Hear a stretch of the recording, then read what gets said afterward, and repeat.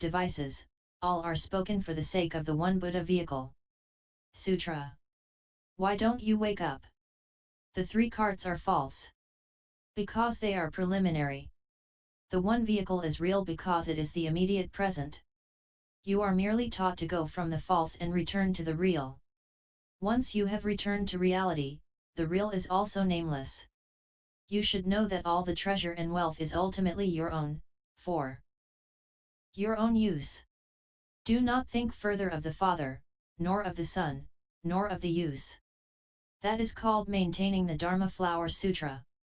Then from eon to eon your hands will never let go of the scrolls, from morning to night you will recite it unceasingly. Fata received this instruction and, overwhelmed with joy, he spoke a verse. 3,000 sutra recitations, at Tzao Shi not one single word. Before I knew why he appeared in the world.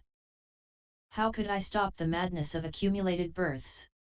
Sheep, deer, and ox provisionally set up, beginning, middle, end, well set forth. Who would have thought that within the burning house, originally the king of Dharma dwelt? The master said, from now on you may be called the monk mindful of the sutra.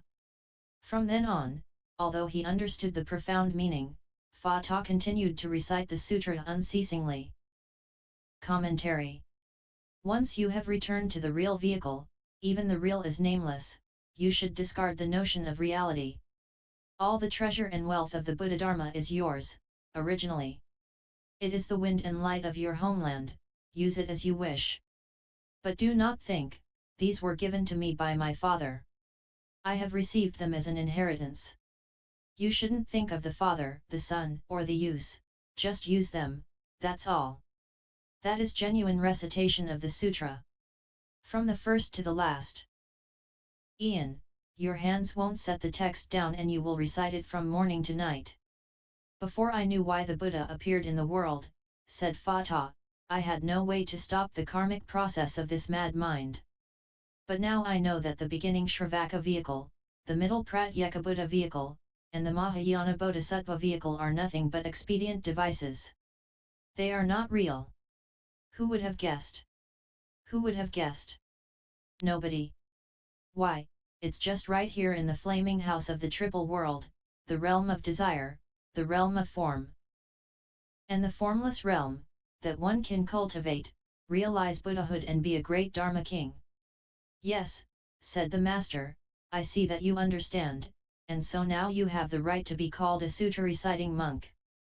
Fata understood the doctrine, but he did not make the mistake some people might have and think, I understand it, so I don't have to recite it.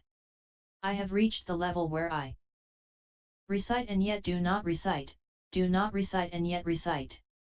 If this is the case, then can you eat as if not eating, and not eat as if eating?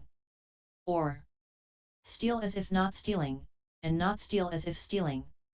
Or even kill as if not killing, and not kill as if killing? Can you get away with this? Of course not. If you truly understand and are unattached to what you do, you will not babble intellectual Zen and say that you recite without reciting. Before you can make that claim, you must first have reached that level of accomplishment. Piksha Chi Tiong Sutra.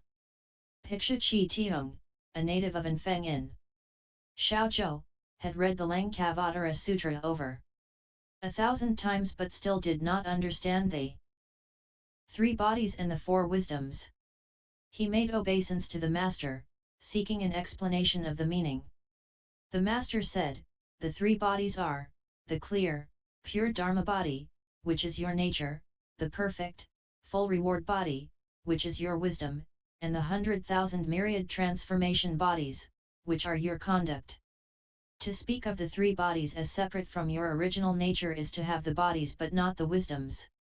To remember that the 3 bodies have no self-nature is to understand the 4 wisdoms of Bodhi. Listen to my verse. 3 bodies complete in your own self-nature when understood become 4 wisdoms. While not apart from seeing and hearing transcend them and ascend to the Buddha realm. I will now explain it for you. If you are attentive and faithful, you will never be deluded. Don't run outside in search of them. by saying Bodhi to the end of your days. Chi Tiong asked further, may I hear about the meaning of the four wisdoms? The master said, since you understand the three bodies, you should also understand the four wisdoms. Why do you ask again?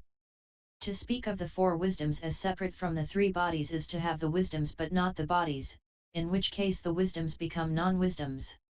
He then spoke this verse. The wisdom of the great, perfect mirror is your clear, pure nature. The wisdom of equal nature is the mind without disease. Wonderfully observing wisdom is seeing without effort. Perfecting wisdom is the same as the perfect mirror. 5, 8, 6, 7 Effect and cause both turn, merely useful names. They are without real nature. If, in the place of turning, emotion is not kept, you always and forever dwell in Naga concentration. Commentary. Bhikshu Chi Tiong studied the Lankavatara Sutra because Bodhidharma recommended it above all other texts for the Chan school. Although he had read it over 1,000 times, he still had to ask the master about the three bodies and the four wisdoms. The master always teaches Dharma of and from self-nature. The clear, pure Dharma body is your own original nature, he said, and the reward body is your wisdom. The transformation bodies are your conduct, because you are what you do, you are transformed according to what you practice. If you try to explain the three bodies as something apart from your self-nature, you have the bodies, but not the wisdoms.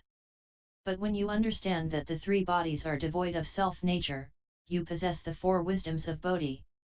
When you understand that the three bodies are immanent in the self-nature, you realize the four wisdoms. Without being separated from the conditions of sight and hearing, you ascend directly to the Buddha realm. Now, I have spoken this verse, the sixth patriarch said, and you must truly believe it. Then you will never again be confused like those people who go around saying Bodhi, Bodhi, Bodhi all day long, but who never practice or understand Bodhi. Don't chatter head mouth. Zen. You must truly understand the three bodies for it to count. The master continued, since you understand the three bodies, you should understand the four wisdoms as well. If you try to explain the four wisdoms as something apart from the three bodies, then although you know the name four wisdoms you do not possess their actual substance or know their function. Your wisdoms are non-wisdoms. The Buddha has four wisdoms. The wisdom of the great, perfect mirror is the eighth consciousness, ale avijnana, when it has been transformed from consciousness into wisdom. The eighth consciousness is also called the store consciousness, because it stores up all the good and bad seeds you have planted in the past, all the good and bad things you have done in this and past lives. If you have planted good causes, you reap good effects, if you have planted bad causes, you reap bad effects. As the potential of all good and bad karma is stored in the eighth consciousness, it also comes to be called the field of the eighth consciousness, because whatever you plant in it eventually sprouts.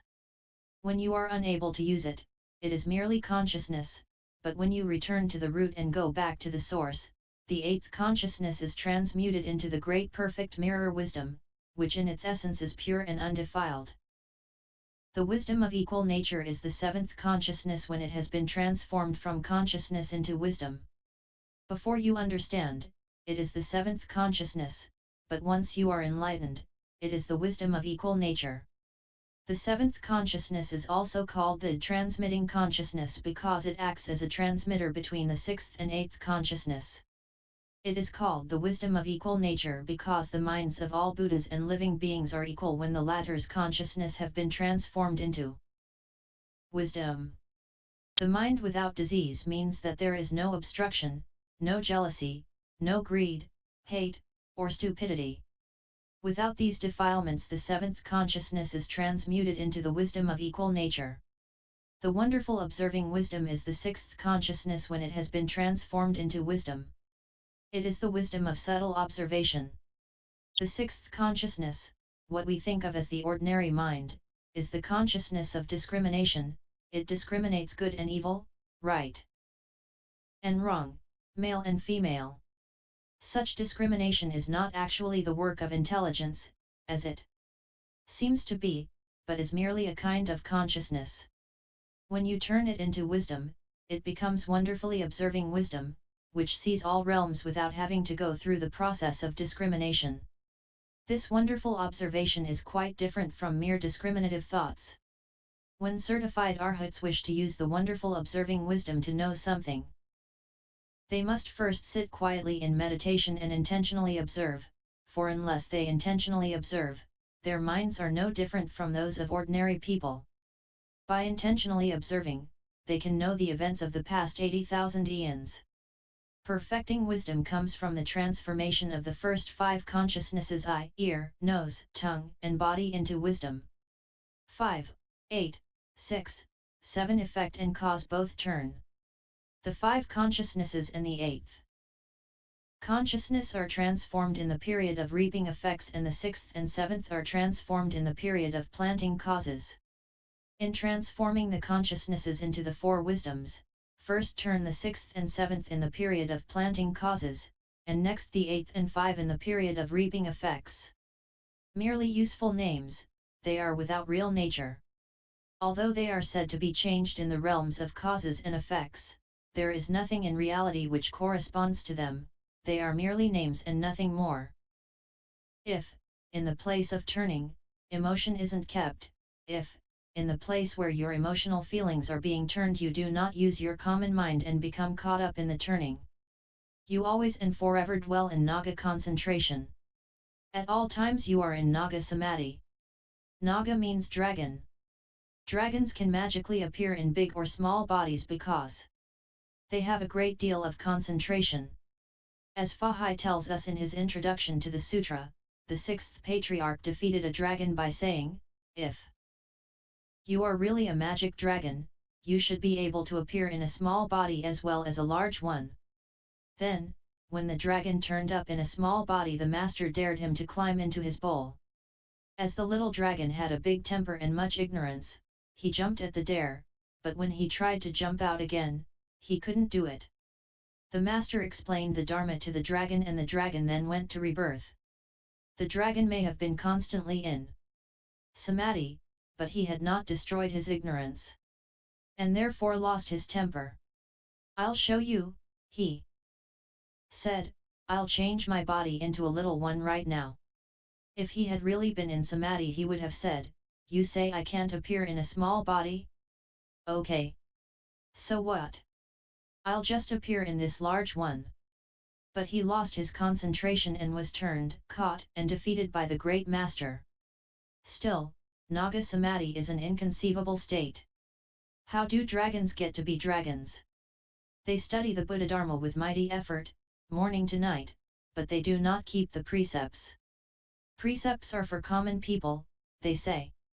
I'm extraordinary.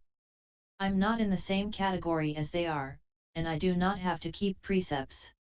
That's how they turn into dragons. Sutra. Note, the transformation of consciousness into wisdom has been described. The teaching says, the first 5 consciousnesses turned become the perfecting wisdom, the 6th consciousness turned becomes the wonderfully observing wisdom, the 7th consciousness turned becomes the wisdom of equal nature, the 8th consciousness turned becomes the wisdom of the great perfect mirror.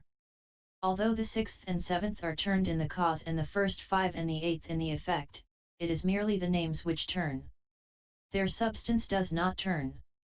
Commentary. The above passage was not part of the original text, but was added later. Sutra. Instantly enlightened to the nature of wisdom, Chi Tiong submitted the following verse. 3 bodies are my basic substance, 4 wisdoms my original bright mind. Body and wisdom in unobstructed fusion. In response to beings I accordingly take form. Arising to cultivate them is false movement. Holding to or pondering over them a waste of effort. Through the master I know the wonderful principle, and in the end I lose the stain of names. Commentary. Chi Tiong understood the function of the 3 bodies and the 4 wisdoms.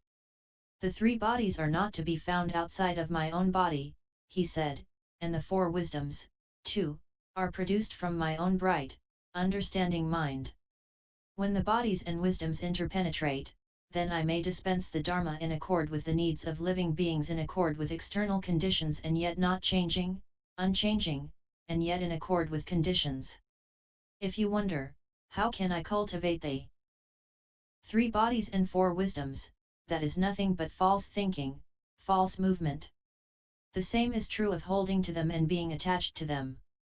From beginning to end there is no stain of names. What is unstained by names is the original self-nature, which is untouched by worldly emotion.